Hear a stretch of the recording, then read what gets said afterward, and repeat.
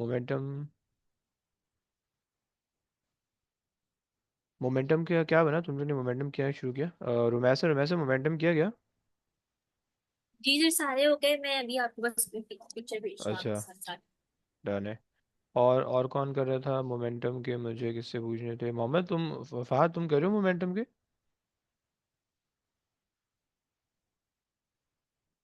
हम्म। जी sir. क्या मतलब? क्या कर रहे हो मोमेंटम में? कुछ नहीं सर। अबे एमसीक्यूज दिए थे, वो क्या बना उसका? हैं? कब? है क्या मतलब? इतना अरसा हो गया दिए हुए। अबे ऐसा मत करो यार, आ, रिवीजन की क्लासेस बेकार चली जाएंगी यार, थोड़ा तो पढ़ सर लो आज बच्चे कर की। दूं सर। है। आज कर लूंगा। चलो डन है, डन है। अच्छा, और खदीज, आप आपने भी कुछ अटेम्प्ट किया या आप पेपरों में लगी हुई हो? नहीं सर, उसके बाद जो कल आपको बताए थे उसके बाद तो कोई नहीं अटेम्प्ट किए। हम्म। तो फिर कब मौका मिलेगा? शायद वीकेंड पे करूँ। है। ओ, वीकेंड पे तो और बहुत सारे काम मिल जाएंगे। अच्छा, ऐसा करोगी? चलो कोई बात नहीं। खैर, अगर कॉन्सेप्ट समझ में आता है देन फाइन, को मसला नहीं, दोबारा करने की जरूरत नहीं है। सही है। अगर कॉन्सेप्ट नहीं समझ में आता देन फिर आप कर लो, राइट, डिपेंडिंग अपॉन जब तक कॉन्सेप्ट बिल्ड नहीं होता। सही है। तो ये आ जाओ।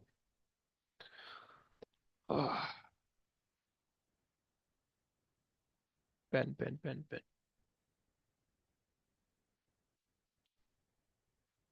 चलो भाई।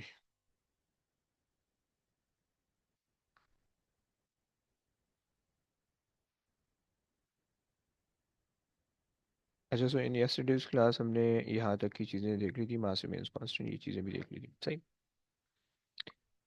तो आज की क्लास में हमने सबसे पहले तो मास और वेट को रिलेट करना है। एक बहुत सिंपल सा क्वेश्चन है, बार बार आएगा। सही है, तुम्हें पता होना चाहिए किस तरह से सॉल्व करना है, राइट। हमने कल दो रूल देखे थे कि भाई मास remains the same through out the universe, हमने ये बात की थी, ओके। और हमने कहा था कि भाई वेट चूंकि ग्रेविटी पे डिपेंड करता है तो वेट जो है वो चेंज हो सकता है, ओके। यानी अगर ग्रेविटी चेंज हो रही है तो वेट चेंज होगा, right. Like if you move from one planet to other planet, one place to other place, जहाँ पे ग्रेविटी चेंज है, then that causes your weight to be change, but mass remains the same, right. तो अब देखो, लेकिन लेकिन अगर अगर उसने सिस्टम दिया हुआ है रॉकेट का, राइट, रॉकेट के अंदर तुमने फ्यूल भरा हुआ है, सही है। अब रॉकेट का तकरीबन 90% उसका फ्यूल होता है, ओके। मतलब रॉकेट का अगर लेट्स से अगर 100 केजी मास है तो उसमें से 90 केजी उसके फ्यूल का मास होगा, 10 केजी रॉकेट होगा, ओके। तो अब रॉकेट जब वो लॉन्च होता है तो उसकी जो फ्यूल होता है वो कन्वर्ट होता है गैस के अंदर और वो लॉन्च होता है, राइट। तो अब उसके अंदर तुम कहोगे कि भाई ये तो मास कम हो रहा है। सो बेसिकली वो रॉकेट का वो फ्यूल का मास है जो कि बर्न होकर बाहर निकल रहा है, okay. So you are removing the mass from that system, okay. हमने बात की थी कि हमने अगर सिस्टम के मास को रिमूव नहीं करना या सिस्टम के अंदर कोई मास पुट इन नहीं करना तो वो सिस्टम का मास कांस्टेंट रहेगा, राइट।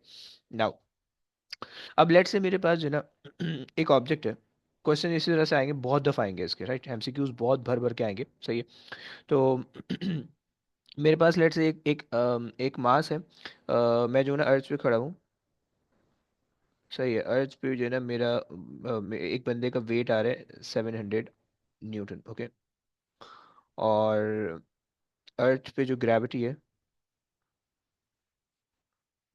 वो मैंने तुम्हें दी हुई है 9.81, right.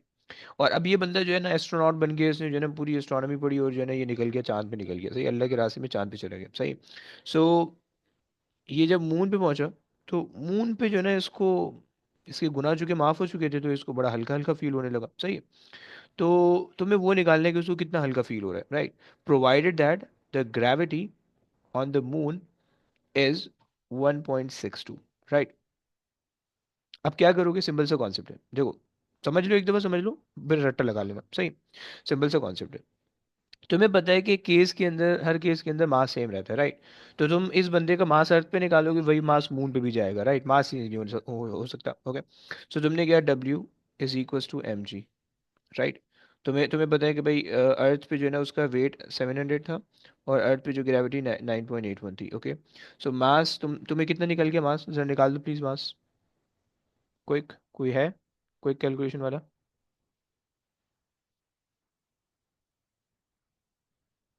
Yes, anybody? 71 seventy point one point three six 71.36, okay. 71.36। Okay fine. So तुम्हें पता है कि यही मास जो है वो उसका मून पे भी रहना है। ओके सो तुम्हें एक चीज़ तो नोन पता चल गई, राइट। अच्छा जी। तुम्हारे पास यहाँ पे भी मास आएगा 71.36। ओके अब यही फॉर्मूला तुम दोबारा से लगा लो। जब यही फॉर्मूला तुम दोबारा से लगाओगे, W is equal to M G वाला, right. Now you know the weight, you know the mass 71.36। और अब आपने क्या करना है, इंटू 1.62 कराना है, राइट, बिकॉज आप दूसरे प्लेनेट पे हो। सही हो गया। सो अब यहाँ पे इसका वेट निकाल लो कितना आ रहा 115.6। है, 115। ओके सो उसको बताया गया कि भाई आपके गुना कम नहीं हुए, 115.6। सही है, आपके गुना कम नहीं हुए, दरअसल ग्रेविटी कम हो गई है, समझ रहे हो। तो आपको तौबा करनी पड़ेगी। क्लियर हो गया, क्लियर हो गया, कॉन्सेप्ट क्लियर हो गया। सर न्यूटन में आ गया, केजी में आ गया? सॉरी माय बैड, न्यूटन में आएगा।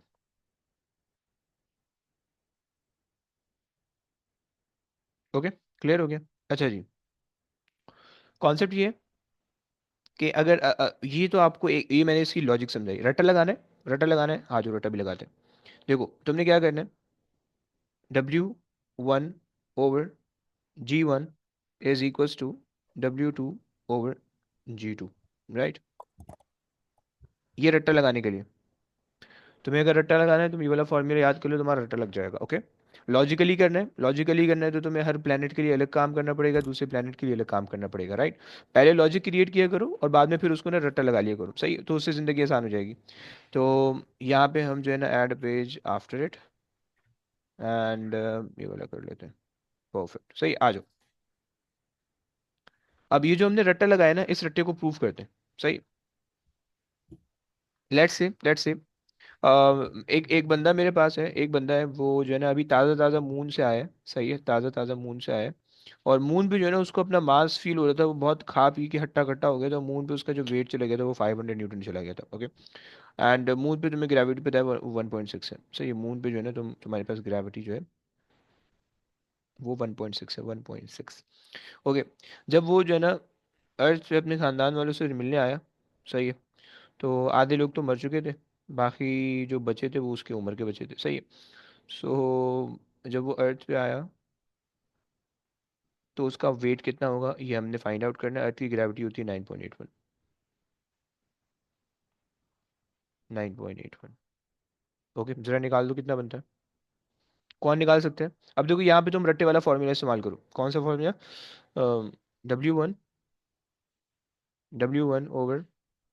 G1 is equals to W2 right. इसमें से अगर तुम ये वाली साइड ले लो, तो यहाँ पे किसी भी एक प्लेनेट पे जो उसका वेट आ रहा है डिवाइडेड बाय जो उस प्लेनेट पे ग्रेविटी है, और इक्वल्स टू जो दूसरे प्लेनेट पे जो वेट है डिवाइडेड बाय जो दूसरे प्लेनेट की ग्रेविटी है, राइट। ये आ जाएगी।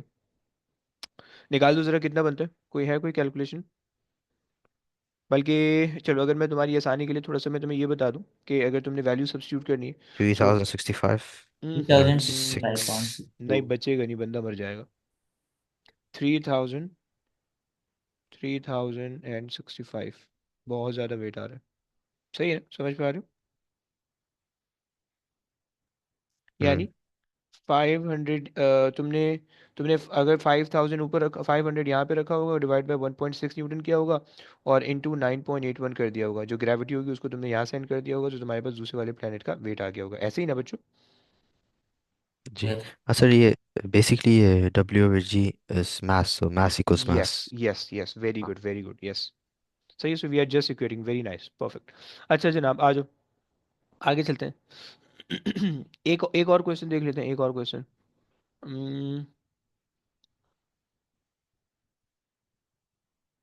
नहीं यार बाकी सारे सीधे सीधे क्वेश्चन है, नहीं सिंपल से, कोई फायदा नहीं है देखने का। चलो आगे लेके चलते हैं, आगे आ जाओ। यहाँ पे ना कुछ और क्वेश्चन मैंने हैं जो मैं इसकी उसकी वर्कशीट से कराता हूँ। चलो अब हमारे पास एक और कॉन्सेप्ट है, जो कि कॉन्सेप्ट है फ्री फॉल एक्सेलरेशन का। ओके फ्री फॉल एक्सेलरेशन का सीन ये कि अगर तुम किसी भी ऑब्जेक्ट को छोड़ते हो in the presence of air, okay, under the air resistance, सही है, तो उसमें क्या होगा, राइट। ऑल तो बहुत कॉमन क्वेश्चन नहीं है, लेकिन कभी कभार वो दे भी देते हैं। ओके तो तुम्हें पता होना चाहिए, कुछ ग्राफ्स तुम्हें पता होने चाहिए। ओके तो जब भी तुम किसी भी ऑब्जेक्ट को रिलीज करते हो, तो वो ऑब्जेक्ट जो है वो किस तरह से जो है ना वो तुम्हारे पास नीचे आता है। सही है, टर्मिनल वेलोसिटी क्या होती है, ये सब चीज़ें तुम्हें समझ रहे हैं। ओके। तो अब देखो तुम्हारे पास जो है, जब लेट से ये मैंने जो है ना रिलीज किया फ्रॉम द रेस्ट का मतलब इनिशियल वेलोसिटी जीरो थी। ओके। एंड जब इनिशियल वेलोसिटी जीरो थी तो हमारे पास जो वेट आ रहा था वही उसकी एक ऐसी फोर्स थी जो कि उसको डाउनवर्ड पुश कर रही थी। ओके। सो हमने कहा कि भाई the wait of the object is constant, वो चेंज नहीं हो रहा। ओके, क्योंकि वो सिर्फ अर्थ पे जो है ना वो ऊपर से नीचे आ रहा है। We are not changing the planet. तुम ये नहीं कह सकते कि अभी आपने ऊपर बताया कि वेट जो है वो कांस्टेंट नहीं रहता, यहाँ पे वेट कैसे कांस्टेंट हो गया। ओके, वो तब की बात थी कि when you change your location, okay, when you change the planet from one planet to other planet, तो वहाँ पे वो ऐसा होगा, राइट? अदरवाइज नहीं। फाइन। अब क्या हुआ कि जैसे ही ऑब्जेक्ट इन द एयर नीचे आना शुरू हुआ, तो जाहिर बात है ऑब्जेक्ट का सरफेस एरिया, राइट, ऑब्जेक्ट का सरफेस एरिया है, तो उसकी वजह से जो है एयर रेजिस्टेंस उस पर इंक्रीज होगी, राइट? तो resistive force increase with the velocity, right, ये बात होगी। जैसे जैसे तुम्हारी वेलोसिटी बढ़ती जाएगी वैसे वैसे रेजिस्टिव फोर्स इंक्रीज होती जाएगी। ओके। अच्छा जनाब, क्या होगा उसकी वजह से, क्या होगा, resultant force will decrease and become zero when the weight is equal to resistive force. क्या मतलब हुआ? मतलब ये कि भाई लेट्स से कि तुम्हारे पास जो है ना वेट है, तुम्हारे पास है लेट्स से एक ऑब्जेक्ट का 10 न्यूटन। ओके। अब रेजिस्टिव फोर्स जो ऊपर लग रही है अगर वो भी 10 न्यूटन के बराबर हो गई, तो रिजल्टेंट फोर्स हमने क्या कहा था, रिजल्टेंट फोर्स में हम दोनों फोर्सेस को ऐड करते हैं कंसीडरिंग देयर डायरेक्शन, तो दोनों ऑपोजिट डायरेक्शन में, तो दोनों को तुम्हें सब्ट्रैक्ट करना पड़ेगा बेसिकली। जब सब्ट्रैक्ट करोगे you will get zero as your resultant force. और आपको पता है न्यूटन अंकल ने आपको क्या बताया हुआ है? न्यूटन अंकल आपको ये बता के मरे थे कि F is equal to M A होता है, right? So if F which is the resultant force, not the forward force, not the backward force, right, the resultant force, so f which is the resultant force, if it is zero then acceleration will also be zero. Okay, और जब acceleration zero हो जाएगी resultant force zero होने की वजह से, और resultant force zero क्यों हो रही है? क्योंकि upward force and downward force बराबर हो रही है। तो उस स्टेट को हम क्या कहते हैं? उस स्टेट को हम कहते हैं कि ऑब्जेक्ट ने टर्मिनल वेलोसिटी अचीव कर ली है, राइट? और टर्मिनल वेलोसिटी का मतलब क्या होता है कि ऑब्जेक्ट जो है वो कांस्टेंट वेलोसिटी से मूव कर रहा है, स्ट्रेट लाइन में कांस्टेंट वेलोसिटी से। यानी अगर तुम्हें कैलकुलेशन बोलेगा तो तुमने velocity over distance over time लगाना है, ये वाला फॉर्मूला तुम्हें लगाना होगा। ओके। तो ये तुम्हारे पास जो है तुम कह सकते हो कि भाई इसके अंदर ये काम हो रहा है, राइट? बच्चों समझ में आ रहा है? बच्चों समझ में आ रहा है? एनी प्रॉब्लम बच्चों, एनी प्रॉब्लम? कुछ आना बोलो। तो सर। परफेक्ट। अच्छा हम्म। जी, कभी कभार वो ये पूछ लेता है कि रेजिस्टिव फोर्सेस किन किन चीज़ों पे से फ़र्क पड़ता है रेजिस्टिव फोर्स को, मतलब रेजिस्टिव फोर्स अगर कम हो रही है ज़्यादा हो रही है, तो कैसे पता चलेगा आपको कि रेजिस्टिव फोर्स किसी ऑब्जेक्ट पे कम या ज़्यादा हो रही है, राइट? तो उसको देखते हैं। देखो रेजिस्टिव फोर्स ना एक तो बेस एरिया या तुम कह लो कि सरफेस एरिया पे डिपेंड करती है, राइट? सो रेजिस्टिव फोर्स एक तो डिपेंड करती है सरफेस एरिया पे, सरफेस एरिया, राइट? अगर तो तुम्हारा सरफेस एरिया ज़्यादा होगा तो तुम्हारे पे रेजिस्टिव फोर्स ज़्यादा लगेगी, राइट? अगर तुम लेट्स से तुम जो है ना, खुदा ना खास्ता तुम जिंदगी से तंग आ जाए, तुमने छलांग मार दी, राइट, पहाड़ से तुमने छलांग मार दी, राइट, लेकिन तुम्हें याद आया ओहो अम्मी ने तो दही लेने भेजा था, सही है, तो अब तुम जाहिर बात है अब तुम डायरेक्ट नीचे नहीं लैंड कर सकते, क्रैश लैंडिंग हो जाएगी, सही है। तो अब तुम्हें क्या करना पड़ेगा, तुम्हें अपना सरफेस एरिया बढ़ाना पड़ेगा। अगर तुम बिल्कुल वर्टिकली नीचे आ रहे हो, राइट, सर ऊपर है पाँव नीचे है, सही है, तो तुम्हें जो है ना अपने आप को हॉरिजॉन्टल करना पड़ेगा, सरफेस एरिया बढ़ जाएगा, राइट? अगर तुमने कोई जैकेट वगैरह पहनी है, जैकेट को उतार के अपने अपने ऊपर जो है पैराशूट की तरह खोल लो, सरफेस एरिया और बढ़ जाएगा, राइट? तो जितना ज़्यादा सरफेस एरिया तुम्हारा बढ़ेगा उतना स्लोली तुम नीचे आओगे, जितना कम सरफेस एरिया होगा तुम जो है ना तुम पहुंच जाओगे, कब्रिस्तान पहुंच जाओगे, समझ रहे हो? तो सरफेस एरिया तुम्हारे पास बड़ा होना चाहिए। ओके। अच्छा, तुम्हारे पास जो है ना वेट कम होना चाहिए, सही है, लेस वेट। ओके। वेट जितना ज़्यादा होगा रेजिस्टिव फोर्स उतनी कम लगेगी। ओके। जितना वेट ज़्यादा होगा, because if you are heavier then you penetrate the air और बहुत तेज़ी से नीचे जाओगे, राइट? तो एयर तो रेजिस्टिव फोर्स उतना काम कर नहीं सकेगी, समझ लो। तो ये दूसरा दूसरा फैक्टर आ गया। एंड तीसरा फैक्टर है तुम्हारी स्पीड। ओके। तीसरा फैक्टर है स्पीड। सो अगर तुम कह रहे हो कि भाई less surface area, less surface area should be lesser, should be lesser, right, ताकि उससे कम रेजिस्टिव फोर्स हो, लेस वेट ताकि उससे कम रेजिस्टिव फोर्स हो, and lower velocity, lower velocity, सही है। इससे क्या होगा? इससे रेजिस्टिव फोर्स कम लगेगी, right? So these are the three parameters कि जिससे you can reduce the resistive force on yourself, okay, और एनी ऑब्जेक्ट। ओके। या तुम कह रहे हो कि factors affecting the resistive force. Factors affecting, यार दूसरा एफ क्या करे, factor affecting the resistive force. Okay बच्चों, क्लियर हो गया? ये तुम्हें मैंने तीन बातें बता दी कि factors affecting the resistive force तुम्हें ये बता रहा है कि तुम्हारे पास जो है तुम कितना तेजी से, यानी कितना जल्दी तुम टर्मिनल वेलोसिटी पे रीच करोगे, कितना देर से टर्मिनल वेलोसिटी पे रीच करोगे। ओके, या कितनी जल्दी जो है वो तुम गिरने के चांसेस तुम्हारे किस तरह से होंगे वो तुम्हें बता रहा है। ओके, क्लियर हो गया? चलिए आगे चलते हैं। सही हो गया ना ये बच्चों? क्लियर है? एनी प्रॉब्लम बच्चों? कोई मसला यहाँ तक समझ वो में सर। आती है? Very good. चलो, अब यहाँ पे ना इसके कुछ ग्राफ आते हैं, तीन ग्राफ आते हैं, तुम इन तीनों ग्राफ के ना रट्टे लगा लो। ओके, तुमसे अगर क्वेश्चन के अंदर पूछा, एमसीक्यू के अंदर ज़्यादातर पूछते हैं इस तरह के ग्राफ, और कभी कभार जो है ना वो थ्योरी के अंदर भी आ जाते हैं। ओके, इस ग्राफ के तुम रट्टे लगा लो, तुम्हारी जिंदगी जो है ना मज़ेदार हो जाएगी, समझ लो। अच्छा, अगर तो तुमसे पूछ रहा है कि भाई डिस्टेंस वर्सेस टाइम का ग्राफ बना दो, कौन से केस के अंदर? जब तुम्हारा ऑब्जेक्ट फ्री फॉल मूव कर रहा है। ओके, तो तुम्हारे पास ग्राफ कैसे बनेगा? देखो, पहले जो है ना ऑब्जेक्ट एक्सेलरेट हो रहा है, राइट, और फिर कांस्टेंट स्पीड से मूव कर रहा है, राइट, क्योंकि जब तक रेजिस्टिव फोर्स यानी अपवर्ड फोर्स जो कि रेजिस्टिव फोर्स है, डाउनवर्ड फोर्स जो कि वेट है, जब तक ये दोनों इक्वल नहीं होंगी, जब तक ये दोनों इक्वल नहीं होंगी, तब तक आपके पास जो है ऑब्जेक्ट एक्सेलरेट करता रहेगा, क्योंकि there will be resultant force, right, and that resultant force produces acceleration, right. तो जब तक ये इक्वल नहीं होंगी तब तक आपका ऑब्जेक्ट एक्सेलरेट करेगा, और डिस्टेंस टाइम ग्राफ पे आपको एक्सेलरेशन शो करनी होती है तो आप कर्व बना देते हो। ओके, ये आगे कर्व वाला पोर्शन जो कि आपको शो कर रहा है that your object is accelerating, right. Then जो ये वाला पोर्शन है, ये बेसिकली स्ट्रेट लाइन है, आपको क्या शो कर रहा है? Constant velocity, right. रिमेंबर हमने कहा था कि डिस्टेंस टाइम ग्राफ पे अगर आपका लिनियर इस तरह से लाइन बनेगी तो आपके पास जो है वो कांस्टेंट वेलोसिटी को शो कर रहा होगा। ओके, ये ग्राफ इस तरह से याद कर लो, इसमें इसके कोई कैलकुलेशन यानी कुछ भी नहीं आना, सिर्फ और सिर्फ तुम्हें ग्राफ बनाना आना चाहिए, स्केचिंग करनी आनी चाहिए। ओके, नाउ दूसरा ग्राफ, वेलोसिटी टाइम ग्राफ। अगर तो तुम्हारे पास ऑब्जेक्ट फ्री फॉल मूव कर रहा है, नीचे आ रहा है, तो वेलोसिटी टाइम ग्राफ तुम्हें किस तरह का दिखेगा? राइट, तो इस तरह का दिखेगा, सही है। वेलोसिटी टाइम ग्राफ से ऑब्जेक्ट क्या कर रहा है? ऑब्जेक्ट ऊपर से नीचे आता जा रहा है, अब ऑब्जेक्ट की एक्सेलरेशन कम होती जा रही है। ओके, इस वजह से जो है ना ग्रेडियंट डिक्रीजिंग तुम्हें दिख रहा है, क्योंकि जब ऑब्जेक्ट नीचे आता जाएगा तो उसकी एक्सेलरेशन डिक्रीज होते होते होते जीरो हो जाएगी। ऑब्जेक्ट जब तुमने रिलीज किया होगा फ्रॉम द रेस्ट, यहाँ पे जब तुमने रिलीज किया होगा तो उसकी इनिशियल जो एक्सेलरेशन होगी वो 9.81 होने वाली है। ओके, क्योंकि जाहिर बात है अर्थ पे हो तुम, अगर अर्थ पे हो तो तुम्हारे पास 9.81 होनी चाहिए, राइट। सो और जैसे जैसे वो नीचे आएगा 9.81 से कम कम कम कम कम and eventually goes to zero. Okay, so यहाँ पे यहाँ पे इस वजह से जो है तुम्हें पता है कि वेलोसिटी टाइम ग्राफ का ग्रेडियंट जो है तुम्हें क्या बताया करता था? वो तुम्हें बताता था एक्सेलरेशन, राइट। और since the acceleration is decreasing, so you can see that your gradient of the graph is decreasing by drawing the tangent. Okay, ये बात हो गई, राइट। फिर जब यहाँ पे आ गया इस पॉइंट पे, सो तुम्हारे पास जो है वो एक कांस्टेंट वेलोसिटी को शो कर रहा है, और कांस्टेंट वेलोसिटी का मतलब है इस पॉइंट पे वो टर्मिनल वेलोसिटी पे पहुंच गया, right. This is the point where it reaches is terminal velocity, right, terminal velocity.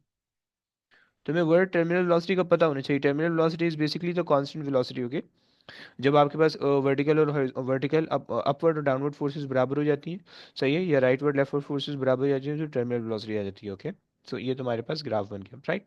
अच्छा, इन केस तुम्हारा जो बंदा था वो पैराशूट बांध के पैराशूट लेके कूदा था और उसने पैराशूट खोल दिया, राइट। अब यहाँ तक तो ग्राफ सेम है, यहाँ तक वेलोसिटी टाइम ग्राफ का ग्राफ सेम है, ये बेसिकली पैराशूट वाला ग्राफ है। ओके, कि अगर बंदे के पास पैराशूट है और पैराशूट खोलेगा तो किस तरह से तुम्हें देखेगा? तो जैसे ही उसने पैराशूट खोला होगा तो ड्रास्टिक चेंज आएगा वेलोसिटी में, राइट, क्योंकि you increases the surface area. जैसे ही सरफेस एरिया इंक्रीज करोगे रेजिस्टिव फोर्स इंक्रीज होगी, जब रेजिस्टिव फोर्स इंक्रीज होगी तो आपके पास जो है वो एक्सेलरेशन बहुत तेज़ी से कम होगी, और इवेंचुअली आपको वेलोसिटी में बहुत ड्रास्टिक चेंज दिखेगा, राइट।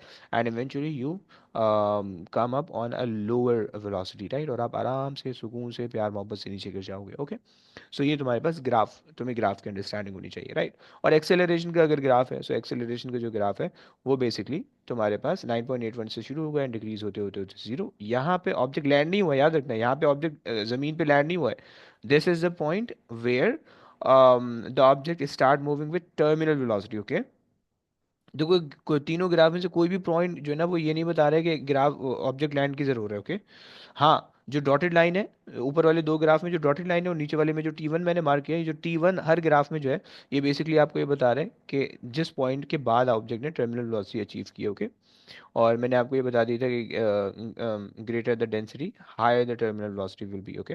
अगर ऑब्जेक्ट भारी होगा, सही है, और वो ऑब्जेक्ट टर्मिनल वेलोसिटी अचीव कर जाए, मतलब लेट्स से तुमने जो है ना एक जगह पे मेटल स्फीयर नीचे फेंका, और एक जगह पे तुमने फॉर्म की बॉल नीचे फेंकी, ओके। सो फॉर्म की ball will achieve terminal velocity at a lower velocity. Let's say वो जो है ना जब 5 मीटर पर सेकंड की वेलोसिटी पे पहुंची, अब उससे आगे उसकी वेलोसिटी इंक्रीज नहीं हो रही, राइट ना, वो कांस्टेंट वेलोसिटी पे मूव करती जा रही है, राइट। लेकिन जब आपने ये मेटल स्फीयर नीचे फेंका, तो जैसे ही नीचे फेंका तो इसकी वेलोसिटी इंक्रीज होते होते होते होते होते 25 मीटर पर सेकंड पे जाके अब इसकी जो है ना वेलोसिटी क्या हो गई, कांस्टेंट हो गई, राइट। तो आपको ये दिख रहा है कि ये जो constant velocity it is due to like the change, right. एक आपको बड़ी दिख रही है, एक आपको छोटी दिख रही है, this is due to the change in density, right. इसकी डेंसिटी, फॉर्म की बॉल की डेंसिटी कम थी, राइट, इस मेटल स्फीयर था डेंसिटी ज़्यादा थी। So it can travel more distance without really without the air, without being affected really by the air, okay. So ये हमारे पास कॉन्सेप्ट हो गया फ्री फॉल मोशन का, ओके।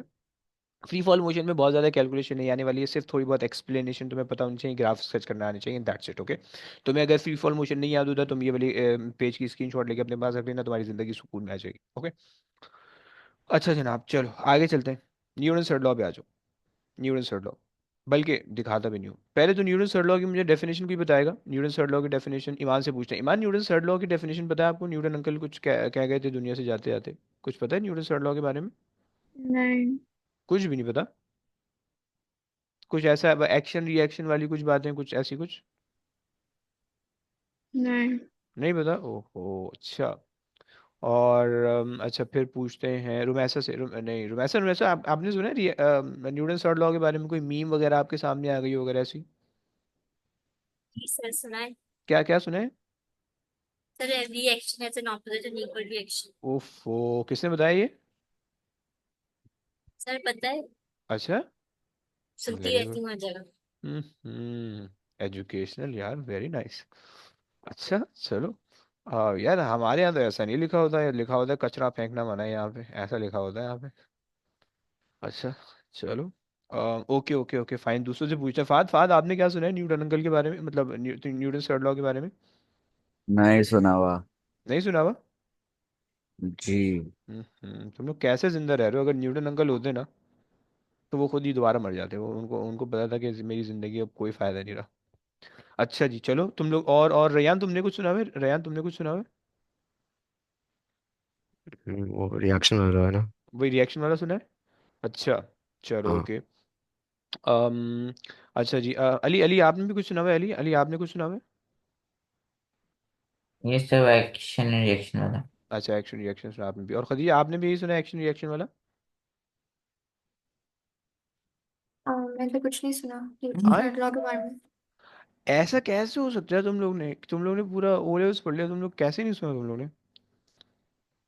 अच्छा, स्कूल वालों ने बिल्कुल नहीं पढ़ाया? नहीं।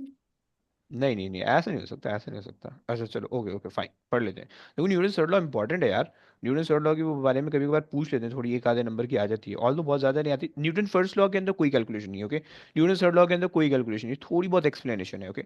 तो और न्यूटन सेकंड लॉ के अंदर जो है वो आपको कैलकुलेशन जितनी है, सारी न्यूटन सेकंड लॉ के अंदर है, ओके। कुछ ट्रिक्स हैं, याद रखना। न्यूटन फर्स्ट लॉ जहाँ पे भी लगेगा ना दुनिया में, वहाँ पे न्यूटन सेकंड लॉ नहीं लग सकता, ओके। ये अपने पास लिख लो अगर तुम लिख सकते हो तो। न्यूटन फर्स्ट लॉ जहाँ पे भी लगेगा ना सिस्टम में, वहाँ पे न्यूटन सेकंड लॉ नहीं लग सकता, right.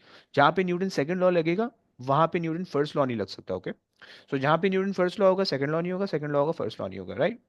But Newton third law जो है ना, वो कभी कभार न्यूटन फर्स्ट लॉ के साथ आया आया करेगा, कभी कभार न्यूटन सेकंड लॉ के साथ आया करेगा, राइट। मैं भी बता भी दूंगा कैसे।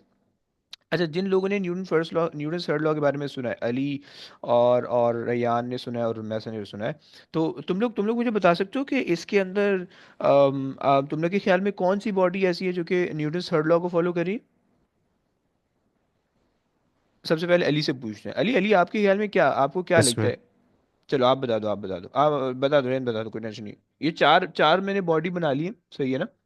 अब मैंने एक एक ऑब्जेक्ट रखा हुआ है, अगर तुम पहली बॉडी देखो, मैंने एक मेटल स्फीयर रखा हुआ है, सही, और एक वेट लग रहा है, इक्वल फोर्स है, नीचे डाउनवर्ड है, और नॉर्मल रिएक्शन फोर्स अपवर्ड लग रही है, राइट, ऑपोजिट इन डायरेक्शन है, दोनों इक्वल इन मैग्नीट्यूड है, राइट। मतलब तुम इसको कह लो 10 न्यूटन फोर्स है, ये भी 10 न्यूटन फोर्स है, राइट।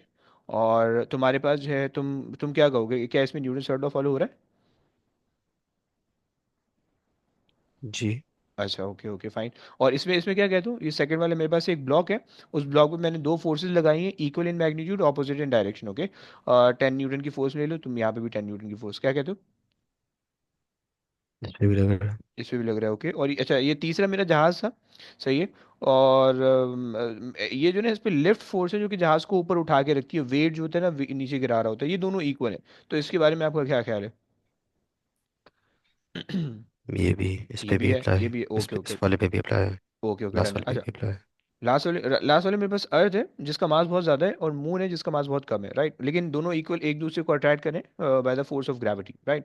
तो आप क्या कहते हो, इस पे भी अप्लाई हो रहा है, ऐसे ही कह रहे हो? जी। चलो डन है, डन है। अच्छा, और बच्चों को कंफ्यूज करते हैं। अली, अली आप क्या कहते हो, अली आप क्या कहते हो? चारों पे लग रहा है, किसी ये एक पे नहीं लग रहा? ये सेम ही है। है सेम सेम आंसर, ओके। और रुमैसा आप क्या कहती हो, रुमैसा? जी रुमै- सर, सब पे लगे। सब पे लग रहा है, सब पे। अच्छा सर ओके। स्पोर्ट्स वाले पे, बॉक्स वाले पे नहीं लग रहा उसमें। ये कौन से वाले पे, ये वाले पे? जी सर। क्यों, कैसे कैसे नहीं लग रहा, क्या लॉजिक? एनी सर तुक्का? दूसरी दूसरी तरफ जा रहे हैं दोनों। नहीं, एक एक एक फोर्स उधर जा रही है, एक फोर्स इधर जा रही है, दोनों ऑपोजिट है ना, दोनों इक्वली मैग्नीट्यूड, दोनों ऑपोजिट है। क्या मसला है? फिर लग रहे हैं सर। फिर लग रहा है, अच्छा चलो आ जाओ। अब देखना, आओ न्यूटन थर्ड लॉ देखते हैं। सबसे पहले न्यूटन थर्ड लॉ देखो। देखो न्यूटन थर्ड लॉ जो है ना, every action has an equal and opposite reaction, सही, ये थोड़ा सा अच्छा नहीं है, सही, उसके बजाय ऐसे याद करो। सबसे पहली चीज, व्हेन एन ऑब्जेक्ट, तुम कह लो an object a applies a force on another object, the other object will apply the same type of force, equal in magnitude and opposite in direction, for the same amount of time, okay? बच्चों, तुम लोग ने जो कहा था, जो लोग Newton third law कह रहे थे, कि तुम लोग को लग रही है ये स्टेटमेंट मैच करिए तुम लोग से, तुम लोग की स्टेटमेंट से थोड़ी बहुत, रोमैसा, रेयान, अली, जी। थोड़ी बहुत यस। ये वाला मैच कर रहा है ना? चलो ओके। लेकिन तुम लोग ने जो चीज़ बताई थी वो एक्चुअली गलत थी, सही है। देखो, दोबारा से देखो, दोबारा से उसने कहा कि when an object applies a force on another object, तुम्हें क्या पता चल गया? तुम्हें पहली कंडीशन पता चल गई कि Newton's third law will only be applicable on two different objects. एक ऑब्जेक्ट होगा तो न्यूटन्स थर्ड लॉ एप्लीकेबल नहीं होगा, right. So there should be one object that applies a action force and the other object that applies a reaction force, okay? So there should be two objects, okay? अच्छा जी, पहली चीज हो गई, पहली condition. दूसरी condition, the other object will apply the same type of force. Same type of force का मतलब है कि, मतलब अगर एक ने ग्रेविटेशनल फोर्स लगाई है तो दूसरा भी ग्रेविटेशनल फोर्स लगाएगा, एक ने मैग्नेटिक फोर्स लगाई दूसरा भी मैग्नेटिक फोर्स लगाएगा, एक ने वेट लगाया हुआ है दूसरा भी वेट लगाएगा, एक ने टेंशन लगाई हुई है तो दूसरा भी टेंशन लगाएगा, एक ने अगर जो है वो नॉर्मल रिएक्शन फोर्स लगाई हुई है दूसरा भी नॉर्मल रिएक्शन फोर्स लगाएगा। These are all the name of the forces, okay. एक ने फ्रिक्शन लगाई हुई है दूसरा भी फ्रिक्शन लगाएगा, okay. These type of the force will come, right, tension नहीं लेना, सही। सो तीसरी कंडीशन क्या होगी, सेम टाइप ऑफ फोर्स होनी चाहिए, राइट। सही होगी। तीन कंडीशन, दो कंडीशन हो गई, दो ऑब्जेक्ट होने चाहिए, the object and another object, okay, पहली कंडीशन। दूसरी condition, same type of force होनी चाहिए। तीसरी condition, force should be equal in magnitude, ये तुम लोग ने कहा था, सही है। And opposite in direction. Romaisa मुझे बता सकती हूँ मैग्नीट्यूड हमने क्या डिफाइन किया था? सर किसी चीज का numerical value. Very good, number, सही है, वेरी गुड हो गया। तो इसका मतलब है फोर्स की वैल्यू सेम होनी चाहिए, 10 न्यूटन इधर को लग रही है 10 न्यूटन उधर को भी लगनी चाहिए, okay. And opposite in direction, fine, ये भी आ गया, opposite in direction, for the same amount of time, okay. मतलब अगर तुम एक फोर्स को रिमूव करोगे दूसरी फोर्स भी खुद ही बखुद हटनी चाहिए, अगर नहीं हटी इसका मतलब है न्यूटन थर्ड लॉ नहीं है, ओके। क्लियर हो गया बच्चों, क्लियर हो गया? या जरा हाँ ना बोलो जिन्होंने न्यूटन थर्ड लॉ बताया था, क्लियर हुआ? Yes sir. ओके। इन्हीं कॉन्सेप्ट को जी।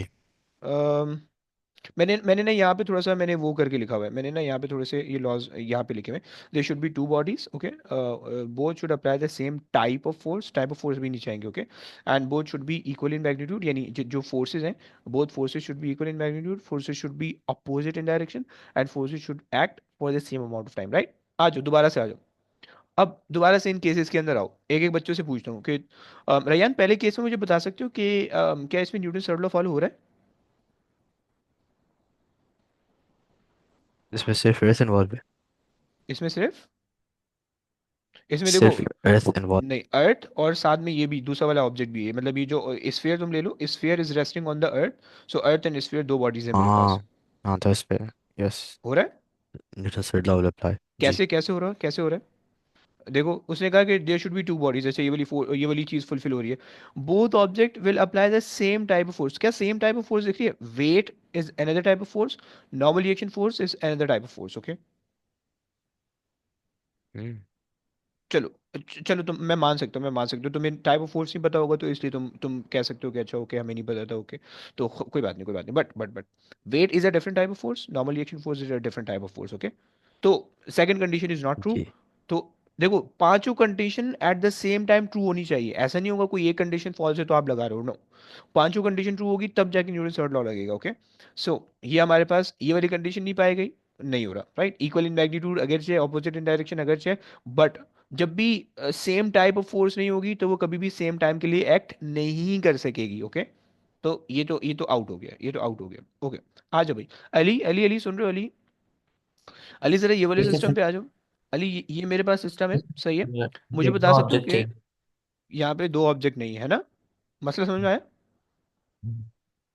ये गलत हो गई, सही। इसके अंदर दो ऑब्जेक्ट नहीं, एक ही ऑब्जेक्ट है, अगरचे दोनों सेम टाइप की फोर्स लग रही है, एफ एफ टेंशन तुम मान लो, जो भी कह लो, सेम टाइप की फोर्स है, equal in magnitude, opposite in direction है सेम टाइम के लिए, बट ऑब्जेक्ट सेम नहीं है, ओके। सो ये न्यूटन फर्स्ट लॉ के अंदर चला जाएगा, राइट। क्योंकि रिजल्टेंट फोर्स जीरो आ जाएंगी तो वगैरह वगैरह, ओके। रुमैसा, रुमैसा जरा आ जाओ, ये जहाज जहाज उड़ाते हैं रुमैसा, इस पे आ जाओ। तो रुमैसा, आपको क्या लगता है कि इसमें न्यूटन थर्ड लॉ अप्लाई हो रहा है? सर। क्यों, रीजन? सर वो जो पहला है वो फुल कर है, दूसरा है वो पुश कर है। आई हाई, और अच्छा करके बताओ। अबे कद्दू, तुम्हें सबसे पहले ये बताना है, ये पांचों कंडीशन तुमने आपने चेक करनी है, राइट, कि इनमें से सर कौन कौन से। पहले में लिफ्ट हो रहा है। ओके। सो इसका मतलब है एक में लिफ्टिंग फोर्स है, एक में वेट है, दोनों सेम टाइप की फोर्स नहीं है, फाइन, मान लिया आपकी बात, मान लिया, आप बहुत सही कह रही हो। इसके अलावा आप ये भी कह सकते हो कि प्लेन एक सिंगल बॉडी है, दो बॉडीज नहीं है, राइट, अगर आप ऐसा कह रही हो तो भी सही है। सो दो कंडीशन इसमें फॉल्स आ रही है, ओके। तो इसमें नहीं होगा। चलो आगे आ जाते हैं, आगे आ जाते हैं। अम, अच्छा, ईमान, ईमान सुन रही हो? ईमान वो यहाँ पे, यस ईमान। जी। ईमान, मुझे बता सकती हो कि इसमें न्यूटन थर्ड लॉ अप्लाई हो रहा है क्या? या कैसे कैसे कंडीशन फुलफिल करनी है, बस आपने कंडीशन फुलफिल करनी है। सही है, सबसे पहले देखते हैं क्या दो बॉडीज इसके अंदर है, क्या दो बॉडीज ईमान दिख रही है आपको? जी जी। अर्थ है, मून है, फाइन। अच्छा जी, मैंने आपको बताया था कि ये भी ग्रेविटेशनल फोर्स लगा रहा है, ये भी ग्रेविटेशनल फोर्स But लगा रहा है, they're right. not applying the same amount of energy. Same amount of force, energy मत बोलो। अच्छा, या but they are actually, they are applying the same amount of force, right. Getting? how? Why, why not? आप इस वजह से कह रही हो क्योंकि एक एक का साइज छोटा है, एक का साइज बड़ा है ना, है ना? जी। अल्लाह, तौबा तौबा। अच्छा मुझे बताओ, मुझे बताओ, लाइक अगर आप अर्थ पे बैठी हो, सही है, अभी आप दुनिया पे हम बैठे हुए हैं, सो अगर आपका जो भी वेट है आपको अर्थ अपनी तरफ अट्रैक्ट करिए, तो क्या आप भी अर्थ को अपनी तरफ अट्रैक्ट कर रहे हो या नहीं कर रही? है। है ना, अजीब सी पागलों वाली बात है। जी जी। अबे फिजिक्स है, पागलों वाली बात नहीं है ये। Newton third law, uncle Newton को लोग पागल कहते थे, लेकिन लेकिन मतलब उन्होंने बातें कही तो हमें माननी पड़ेगी ना यार। So basically, if you are standing on the earth, so earth is attracting you toward itself, उसके अपने सेंटर की तरफ अर्थ जो है ना हर ऑब्जेक्ट को होल्ड करके रखा हुआ है, राइट। लेकिन इसका ये मतलब नहीं कि earth is the only criminal जो कि आप पे फोर्स लगा रहा है, आप भी कम नहीं हो, आप भी अर्थ पे फोर्स लगा रहे हो, right. So you are also attracting the earth from its centre toward your centre, okay, तो आप भी उसको खींच रहे हो। गेटिंग? या समझ में ही नहीं आ रहा होगा, पता नहीं कैसी बातें कर रहे हो, ऊपर से F16 गुजर रहे होंगे, है ना?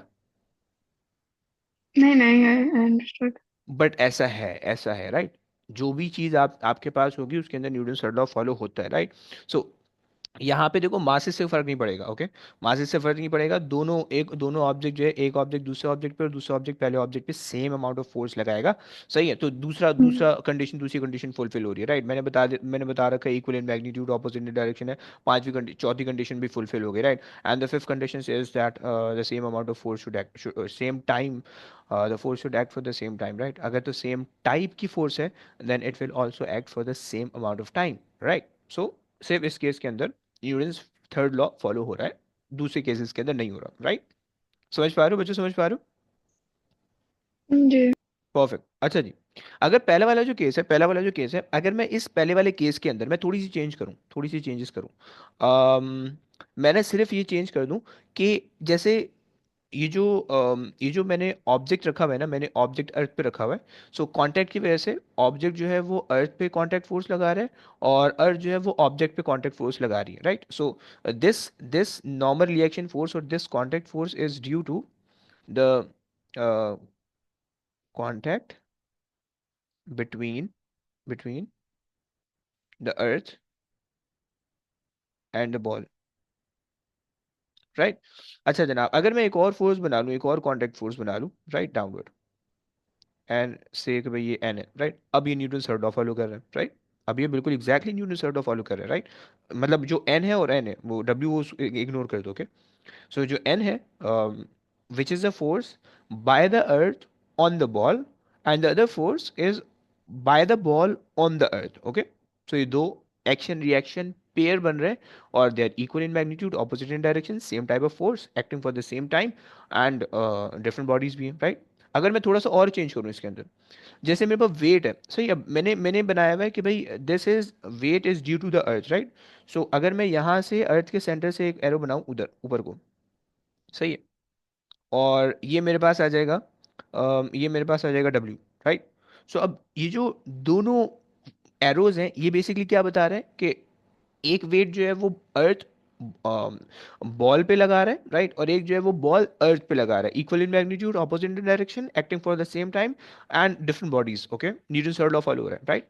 सो इस केस के अंदर हम जो है ना थोड़ी बहुत कुछ काम कर सकते थे न्यूटन थर्ड लॉ फॉलो करने के लिए, राइट। सेकंड और थर्ड के अंदर हम नहीं कर सकते कुछ, ओके।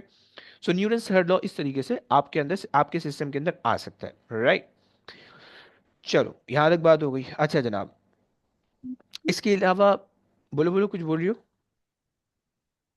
आप ये दूसरा वाला केस एक्सप्लेन कर सकते हैं? ये वाला जिसके अंदर वेट बना है, दूसरा वाला रेड वाला, नहीं रेड वाला। रेड वाला, क्या इसमें क्या मसला क्या आ रहा आप कह रहे थे ना कि इसमें न्यूटन थर्ड लॉ नहीं यूज हो सकता, तो है? वो आप एक्सप्लेन कर देंगे? देखो देखो, न्यूटन थर्ड लॉ के लिए ना आपको दो बॉडी चाहिए, सही है। पहला तो मसला यहाँ पे आ रहा है कि अब दो बॉडी नहीं है हमारे पास, एक ही बॉडी है, सही है। सो अगर तो आप दो बॉडी यहाँ पे किसी तरह से लाओगे तो फिर वो न्यूटन थर्ड लॉ फॉलो हो सकते हैं। मतलब लेट्स से ना मैं ऐसा कर दूँ कि जो है ना मैं एक बॉक्स यहाँ बना दूँ, सही है, और मैं जो हूँ एक और बॉक्स इससे चिपका के रख दूँ, सही है। थोड़ा सा इसको छोटा कर देते हैं, सही है। अब अगर मैंने ऐसा सिस्टम बना दिया, सही है, और अब ये जो है इस ये कांटेक्ट फोर्स लगाए इधर, सही। एक ब्लॉक जो है वो कांटेक्ट फोर्स लगाए इधर, और दूसरा ब्लॉक जो है वो कांटेक्ट फोर्स लगाए इधर, सही है ना। Both are equal in magnitude opposite in direction. अब न्यूटन थर्ड लॉ फॉलो हो जाएगा, राइट। क्योंकि हमें दो बॉडी सही ना, एक बॉडी पे तो काम ही नहीं चल सकता, राइट। समझ लो ना आप? जी। सही है ना। इसी तरह से आप साइकिल पे बैठते हो, राइट। साइकिल पे बैठते हो, राइट, तो आप क्या करते हो, आपका वेट साइकिल पे लग रहा है, राइट। और जो है ये, चलो एक और एग्जांपल ले लो, एक और एग्जांपल खुद ये जरा रिलेट करके बताओ। लेट्स से मेरे पास जरा, मेरे पास है टेबल, सही है, मेरे पास ये टेबल है, सही है। मैंने उस टेबल पे जो है ना किताब रख दी है, जिस किताब को मैंने कभी नहीं पढ़ा जिंदगी में। ये आ गई मेरी किताब, सही है। अच्छा जनाब, सही हो गया, ये आ गई मेरी बुक। अच्छा जी, और फाइन, ये जो है ना टेबल के कुछ जो है ना पाए हैं, सही है, यानी सही है, ये आ गए एक, और ये आ गए एक और, सही है। हाँ जी। अब देखो इसमें फोर्सेस बहुत सारी लग सकती हैं, आपको एक्शन रिएक्शन पेयर ढूंढना है, सही है। लेट्स से मैं ये कह रहा हूँ कि भाई मैं कुछ फोर्सेस बना रहा हूँ, सही है। मैं पहली फोर्स ये बना रहा हूँ कि भाई वेट, सही है, weight of the book, okay. दूसरी फोर्स है वेट ऑफ द टेबल, सही है। अच्छा, तीसरी फोर्स है normal reaction force on the book by the table, सही, normal reaction force an on, sorry, यार मेट ही नहीं रहा, बदतमीजी कर रहा है, on the book by the table.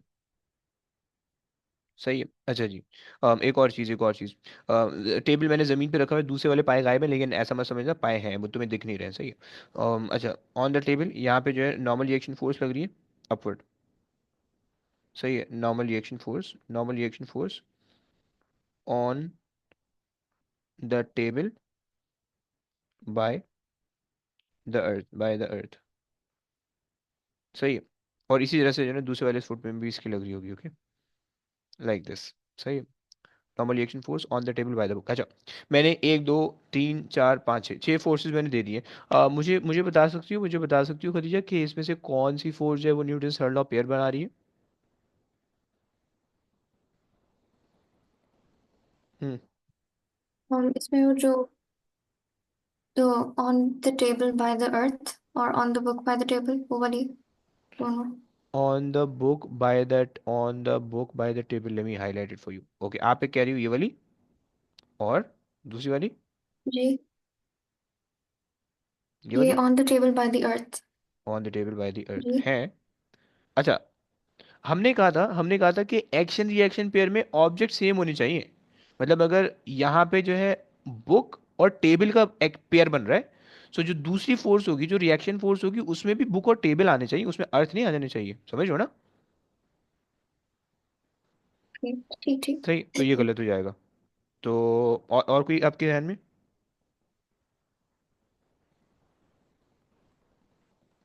और तो कोई नहीं है। नहीं, चलो वेरी गुड। सो बेसिकली मैंने इसमें कोई फोर्स ऐसी दी नहीं है जो कि न्यूटन थर्ड लॉ पेयर बना रही हो। समझ रहे हो ना?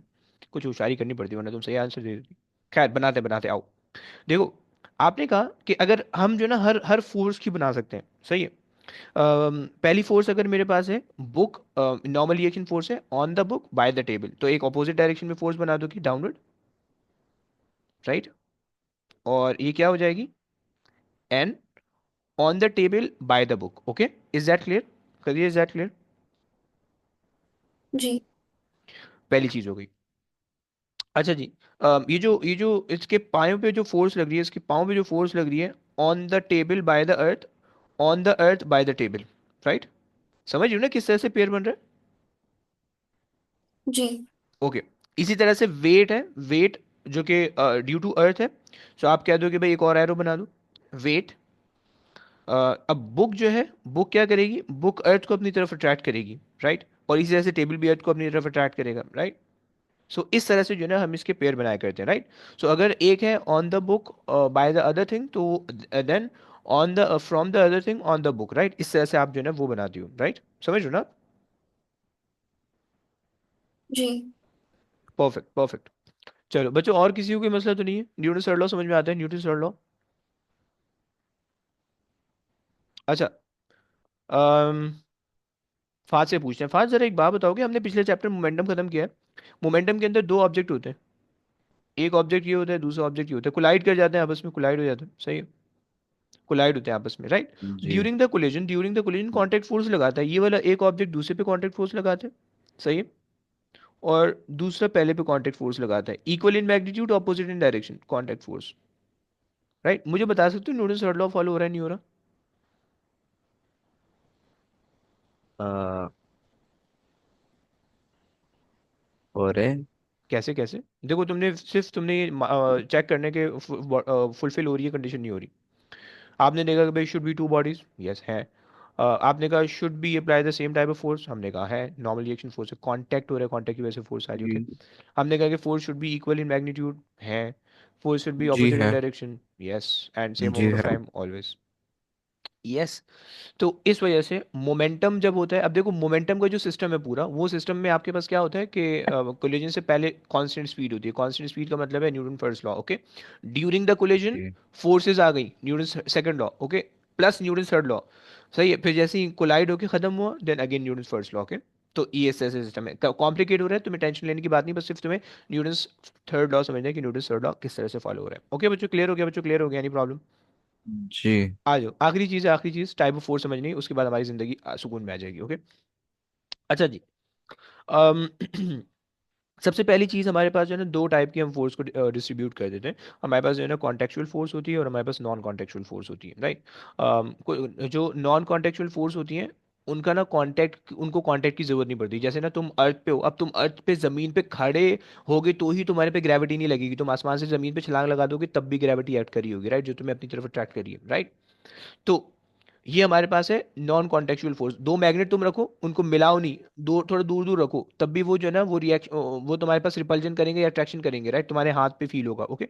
नॉन कॉन्टेक्चुअल फोर्स है, ओके। इस तरह से इलेक्ट्रिक फील्ड और न्यूक्लियर फोर्स है, राइट। बट ये तीनों अल्लाह के फजलो करम से और जो है ना सीआईज वालों की मेहरबानी से हमारे सिलेबस में बहुत ज़्यादा नहीं है। इलेक्ट्रिक फोर्स थोड़ी सी है, अपने चैप्टर में आएगी। मैग्नेटिक फोर्स बिल्कुल भी नहीं है, ए टू में आएगी। न्यूक्लियर फोर्स एएस में, ए टू में थोड़ी बहुत देखेंगे, राइट। थोड़ी बहुत इसके बारे में बात करनी है। नॉन कॉन्टेक्चुअल फोर्स में हमारे पास दो तीन फोर्सेज है। एक तो नॉर्मल रिएक्शन फोर्स है, राइट, जिसको तुमने अभी नाम सुन सुन के पक गए हो, सही। दूसरी टेंशन है, सही, जो कि तुम्हें है। रेजिस्टिव फोर्सेस, उसको थोड़ा समझना है, अब थोड़ा सही है, सही। अब थोड़ा हमारे ओ लेवल्स में नहीं है, ए लेवल्स में आ जाओ, समझते हैं। थोड़ा थोड़ा सा समझते हैं, हो जाएगा आराम से, राइट। देखो, देखो, जब तुम ये बात कह रहे हो ना कि तुम्हारे पास कॉन्टेक्चुअल और नॉन कॉन्टेक्चुअल फोर्स है, तो जितनी भी फोर्स है ना तुम्हें फोर्स की तीन चीज़ों के बारे में पता होना चाहिए। एक तो फोर्स का नाम, सही है। दूसरा कि वो किस वजह से, सही है। तीसरा कि उसकी डायरेक्शन क्या है, सही है। तुम्हें कोई भी फोर्स है ना दुनिया में, कोई भी फोर्स है दुनिया में, तुम्हें सबसे पहले ये देखना है कि नाम क्या है, कहते क्या है इसको, राइट। जब तुम्हें नाम पता चल गया तो अब ये देख लो कि उसकी डायरेक्शन क्या होने वाली है, राइट। क्योंकि फोर्स को जब तुम्हें सॉल्व करना है, तुम्हें डायरेक्शन ही नहीं पता होगी, तुम सॉल्व नहीं कर सकते हो, क्योंकि वेक्टर क्वांटिटी है, राइट।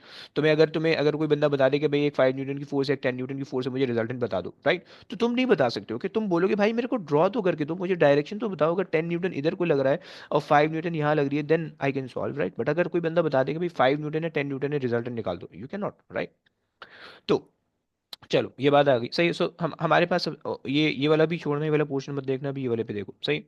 सो ग्रेविटेशनल फोर्स नाम है, ओके। किस वजह से होती है? Due to mass. किसी भी ऑब्जेक्ट का मास होगा उसकी ग्रेविटेशनल फोर्स होगी। तुम्हारा मास है, तुम्हारी ग्रेविटेशनल फोर्स है, राइट। अर्थ का मास है, अर्थ की ग्रेविटेशनल फोर्स है। लेकिन अर्थ का जो मास है वो बहुत ज़्यादा है, लाइक बहुत ज़्यादा, ओके। और तुम्हारा जो मास है अर्थ के मुकाबले में वो बिल्कुल ना होने के बराबर है, सही हो गया। तो ईमान क्यों वीडियो खोल लियो? अच्छा जी। Okay okay. तो हमारे पास ये हो गया, सही। तीसरी चीज़ डायरेक्शन क्या होगी? ग्रेविटेशन फोर्स की डायरेक्शन हमेशा क्या होगी? Toward toward the centre of the earth, toward the centre of the earth always, okay. सही हो गया। ये तीन चीज़ें तुम्हें याद होनी चाहिए, सही हो गया। तुम्हें डायरेक्शन पता होनी चाहिए, तुम्हें नाम पता होना चाहिए, तुम्हें रीजन पता होनी चाहिए किस वजह से, ओके। अच्छा, ग्रेविटेशनल फोर्स के बारे में हम बहुत सारी बातें कर चुके हैं, राइट। एमजी फॉर्मूला वगैरह हम देख चुके हैं ऊपर, ओके। आ जाओ दूसरी फोर्स देखते हैं, कॉन्टेक्चुअल फोर्स। अच्छा, ये ना बेसिकली दो दो नाम हम इसको दे रहे होते हैं। हम इसको ना दो नाम ऐसे दे रहे होते हैं कि हमारे पास जो है या तो कॉन्टैक्ट फोर्स कहते हैं जस्ट, या नॉर्मल रिएक्शन फोर्स कहते हैं, ओके। दो दो फोर्स, दो नाम देते हैं, ओके। इसको तुम रिप्रेजेंट किसी भी तरीके से करो, एन से करो, आर से करो, जिससे भी तुम्हारी मर्जी, ओके। बट इसको हम नाम क्या देते हैं? कॉन्टैक्ट फोर्स या नॉर्मल रिएक्शन फोर्स, ओके। अब जैसे तुम जमीन पे बैठे हो, तुम जमीन पे बैठे हो, तो तुम्हें अपना जो वेट फील हो रहा है, वेट, वो तुम्हें कांटेक्ट फोर्स की वजह से फील हो रहा है, ओके। अगर तुम ऊपर से छलांग मार दो, राइट, तो तुम्हारा वेट तो होगा बट तुम्हें फील नहीं होगा, ओके। ये जो आपको चीजें फील होती है ना, ये आपको कांटेक्ट फोर्स की वजह से फील होती है, राइट। अगर आप चेयर पे बैठे हो तो आपको कोई वेट फील होगा, आपको अपना भारीपन महसूस होगा, right, and that is due to the contact force. तुम स्लाइड पे बैठो, डाउनवर्ड स्लाइडिंग करते हुए आओ, तुम्हें अपना वेट कम फील होगा, ओके। लेकिन अगर तुम्हें कोई जमीन पे बिठा के खींच दे तो तुम्हारी हालत खराब हो जाएगी, समझ लो। तो ये बेसिकली जो है ना, ये जो तुम्हें फील हो रहा है, जो वेट तुम्हें फील हो रहा है, ये बेसिकली किस वजह से? कांटेक्ट की वजह से, राइट। दो चीजें कांटेक्ट करती हैं तो उस पे जो फोर्स आती है ना एक दूसरे पे, राइट। तुम बैठे हुए, कोई बंदा तुम्हारे ऊपर आके जो है ना चढ़ जाए, या तुम्हारे मतलब जो है ना तुम्हें कोई हक कर ले, ऊपर चढ़ जाए, तो उससे क्या होगा? तुम्हारा वेट बढ़ जाएगा, राइट। मतलब तुम एज होल जो बॉडी होगी दोनों की, उसका वेट बढ़ जाएगा, राइट। और वो वेट फील क्यों हो रहा है? क्योंकि तुम्हारा जमीन के साथ कांटेक्ट है, राइट। अगर वो कांटेक्ट जमीन के साथ तुम खत्म कर दो तो तुम्हारा वेट तुम्हें फील नहीं होगा, राइट। तुम्हें तुम्हें वेट होगा, कांटेक्ट नहीं होने की वजह से तुम्हें फील नहीं होगा, ओके। खैर, अच्छा जी, पहली चीज, ये क्यों होती है? Due to the contact between the object, right. Due to the contact between the object, पहली चीज, ओके। नाम क्या है बता दिया, ये क्या, ये भी बता दिया, ओके। डायरेक्शन क्या है याद रखना, direction will always be perpendicular to the surface. अगर तुम्हारा ऑब्जेक्ट जमीन पे रखा हुआ है तो वो ऊपर होगी, राइट। तुम्हारा ऑब्जेक्ट इस तरह की जमीन पे रखा हुआ है तो यहाँ पे होगी, राइट। अगर तुम्हारे ऑब्जेक्ट ये आपस में इस तरह से टकरा रहे हैं तो एक इधर होगी एक उधर होगी, ओके। सही हो गया ना, तो ये तुम्हें पता होना चाहिए। आगे आ जाओ। सही। तीसरी चीज हमारे पास है रेजिस्टिव फोर्स। अच्छा, रेजिस्टिव फोर्स ना, रेजिस्टिव फोर्स एक कलेक्टिव नाउन है या एक कलेक्टिव टर्म है जो कि हर अपोजिंग फोर्स को शामिल है, ओके। अब रेजिस्टिव फोर्स के अंदर फ्रिक्शन भी आती है, रेजिस्टिव फोर्स के अंदर एयर रेजिस्टेंस भी आती है, रेजिस्टिव फोर्स के अंदर विस्कस ड्रैग हम कहते हैं या ड्रैग फोर्स वो भी आता है, राइट। सो बेसिकली अगर मैं इसको शॉर्ट कर दूं तो रेजिस्टिव फोर्स ना हमारे पास दो दो जगह पे लगती है। एक तो ये तो रेजिस्टिव फोर्स होगी सॉलिड के अंदर, सही है, या तो रेजिस्टिव फोर्स होगी फ्लूइड के अंदर। फ्लूइड से बोले तो गैस एंड लिक्विड दोनों, राइट। सो अगर तो रेजिस्टिव फोर्स सॉलिड के अंदर है तो हम उसको फ्रिक्शन कहते हैं, ओके। और अगर रेजिस्टिव फोर्स फ्लूइड के अंदर है तो हम उसको ड्रैग कहते हैं, ओके। और ड्रैग कह लो, विस्कस ड्रैग कह लो या ड्रैग कह लो, आसानी। सही है। थोड़ा सा इसको समझते हैं। देखो, फ्रिक्शन, पहले जो फ्रिक्शन है, फ्रिक्शन होती क्यों है? फ्रिक्शन होती इस वजह से, interlocking of the surface and the object molecule, right. तुम पेंसिल अपने हाथ में पकड़ रहे हो, राइट। तुम पेंसिल अपने हाथ में पकड़ लो तो क्या हो रहा है, तुम्हें पता है तुम्हारे फिंगरप्रिंट्स जो है वो बेसिकली, और जो तुम्हारा जो पेंसिल की जो सरफेस है वो रफ होती है, हल्की सी रफ होती है लेकिन होती है। तुम उस आराम से तुम्हारी ग्रिप हो जाती है। जितना पेन के ऊपर जो है ना वो अक्सर लोग ग्रिप लगाते हैं जो कि रबर की फॉर्म में होते हैं, जो कि स्मूथ नहीं होता, रफ होता है, राइट। तो उससे तुम्हें ग्रिप ज़्यादा अच्छी मिलती है, राइट। तुम अगर खाना खाते जाओ और तुम लिखते भी जाओ, सीधा हाथ से खाना भी खा रहे हो, सीधा हाथ से लिख भी रहे हो, तो क्या होगा कि अगर तुम्हारे हाथ में कोई तेल या लिक्विड कोई चीज़ लगेगी और तुम पेंसिल पकड़ोगे तो पेंसिल स्लिप होती रहेगी, राइट। तुम खड़े होते हो, फ्रिक्शन की वजह से तुम खड़े हो जाते हो आराम से, राइट। अगर उसी सरफेस पे तुम तेल डाल दो या पाउडर डाल दो और फिर तुम खड़े होने की कोशिश करो तो शायद तुम्हारी कोशिश बार बार नाकाम होगी, राइट। तो ये क्यों हो रहा है? क्योंकि फ्रिक्शन जो है आपके चप्पल, आपके पाँव, आपके हाथ, जो भी दो ऑब्जेक्ट एक दूसरे से कांटेक्ट कर रहे हैं उनको जो है ना लॉक कर देता है, राइट। और आपको खड़ा कर देता है आराम से, ओके। अच्छा जी, बाकी बाकी डिटेल तुम स्किप भी कर सकते हो, कोई टेंशन की बात नहीं है, सही। बाकी डिटेल तुम स्किप कर सकते हो, ओके। डायरेक्शन क्या है? डायरेक्शन क्या है? Always always act in the opposite direction of motion, right. तुम जिधर को जाओगे फ्रिक्शन उसकी ऑपोजिट लगेगी, राइट। तुम अगर खड़े हुए हो तो भी फ्रिक्शन लगती है, लेकिन अभी हमने वो कॉन्सेप्ट डिस्कस नहीं करना, ओलेज में आओगे तो बताऊंगा, राइट।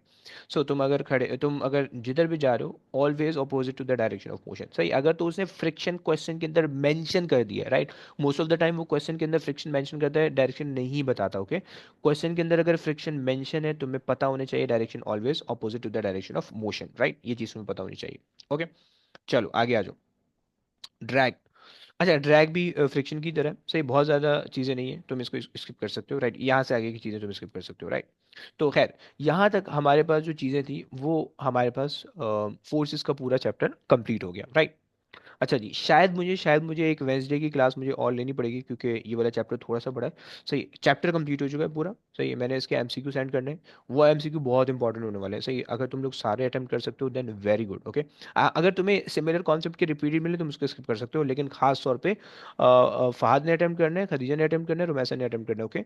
इन तीनों ने लाजमी अटेम्प्ट करना है, ओके। तो फहद, मुझे तुम्हारा पिछला वाला काम नहीं मिला है, फहद इंसान बन जाओ तुम, ओके। तो सिर्फ एमसीक्यू वाला काम नहीं मिला ना? तो क्या मतलब एमसीक्यू? वही दिया था भाई। जी मेरा मतलब कि वो पिछला वाला काम एमसीक्यू ही है ना? हाँ जी, हाँ जी, हाँ जी।